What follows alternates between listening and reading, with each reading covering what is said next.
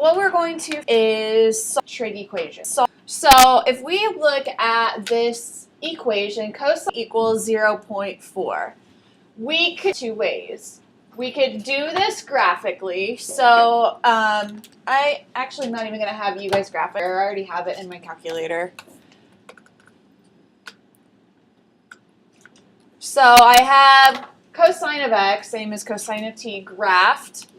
On my graph, we could solve that somewhere in between something, I don't know. Because this is static, somewhere those two values, another value of x that would satisfy that equation. And there are how many solutions? How many solutions could I find to make that work?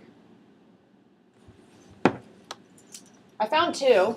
That what we'll typically do is find one, and usually that solution between, like the solution that's between 0. Okay. The other way that we can do this is algebraically. And we know from previous units that when you find solutions graphically versus algebraically, the algebraic answer is much more accurate, is equal to 12 cosine, where our in functions come into play.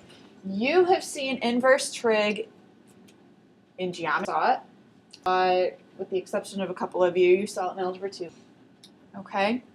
Is that value to the inverse cosine of 0.4. Whether you all saw this in geometry. So.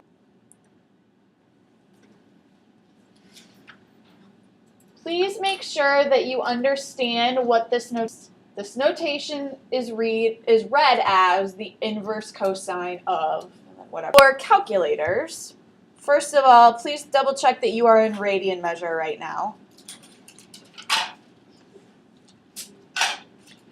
And then to enter that on your calculator, second line is your inverse cosine button, and then 0.4. And that will give you 1.1. Have you nominated the ingredients for that? Because I'm telling you. Okay. The directions are clear. Yeah, direction. Okay. It will say radian. Yes, it will. It'll say, like, look at the examples down here. This is how you'll see it. Find a solution if possible. So that value of t that we found was 1.159. So that's a lot more accurate than looking at this graph and tracing, because we don't get that 1.15. We would have to totally guess, and our answer is no. So, any questions so far? It's between solving that graphically versus talk about our inverse trig functions just a little bit more here. This is new. Another way to refer to your inverse trig is by putting that prefix arc in front. So arc, arcsine, arctangent. Okay? Those words same as inverse and inverse. So arc cosine, this is really the same as inverse. Oh, my pen's dying.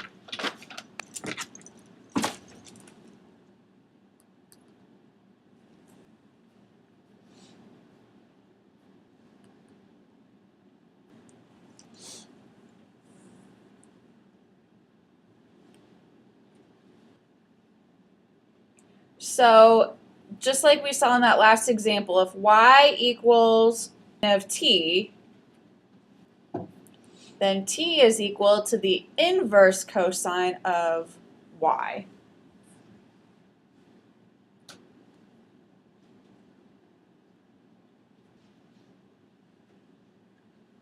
Okay, and then we can say a very similar type of thing for the other two in trig functions. So arcsine is inverse.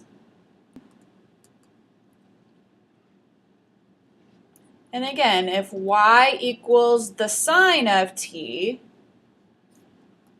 then t will the inverse sine of y.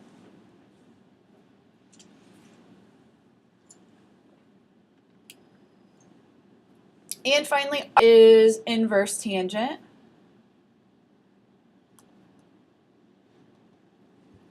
y equals tangent of t, inverse, then t is equal to the inverse tangent of y.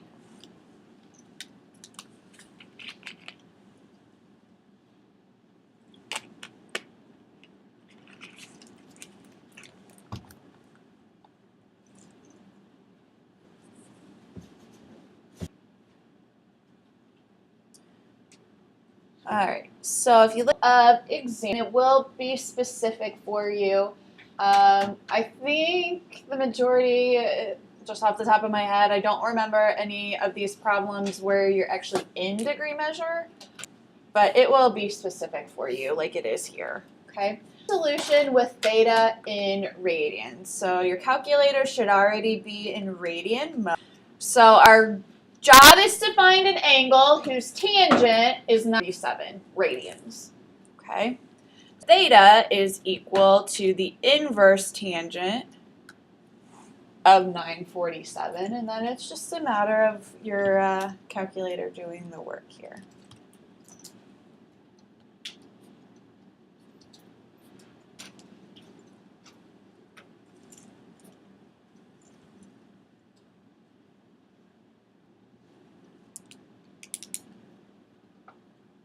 All right, on the next one, notice you have a coefficient of 3. We need to isolate our cosine of theta before we take the inverse cosine. So the first thing that I am going to do here is divide both sides by that 3.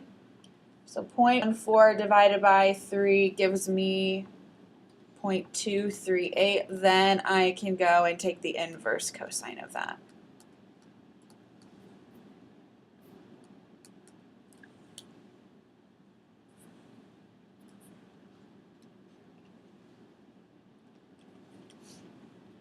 Which is 130.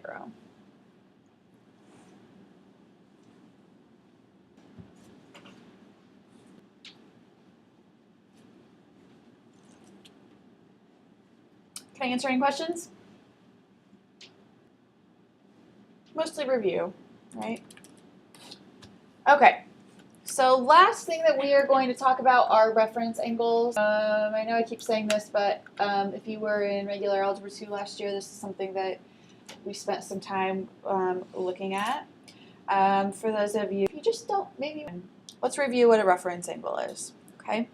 A reference angle is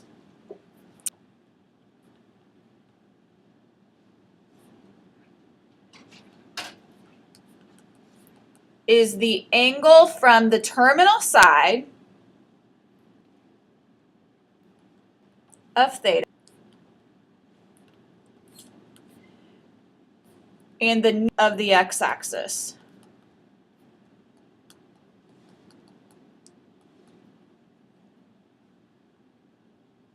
Reference angle is between 0 and 90 degrees, or 0 and pi over 2 radians.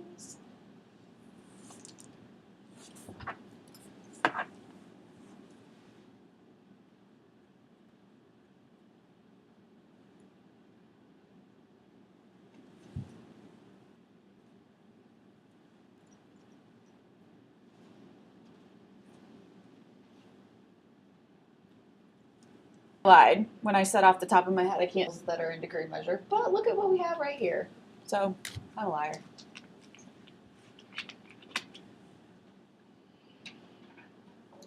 So what we equations. Here's what we're going to do. We are still going to start off by using our inverse to find one solution to this equation. So I can still say that theta is equal to the inverse cosine of 0.42, but notice how later over to degree when you solve this.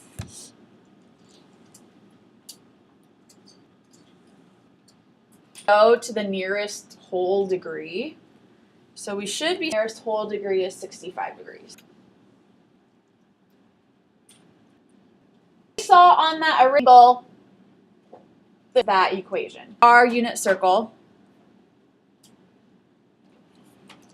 And angles come into play. And 65 degrees, that would be about right here. The angle has in the line is positive will be another angle measure that satisfies that equation. So here's what I mean by that. Back to the beginning, I know that cosine is what? Very. So if we think about another point with that same x value, that's going to be reflected, sorry about my terribly drawn circle. That's going to be down here. That angle has an angle of 65 degrees, just like your original answer. Because from that terminal side of that closest part of the x-axis, that is also 65 reference angle.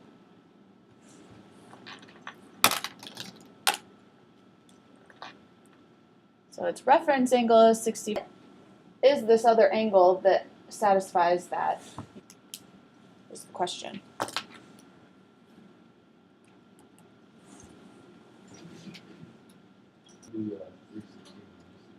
Exactly. 360 minus 65, which is okay. All right, take a minute, do that last one on your own.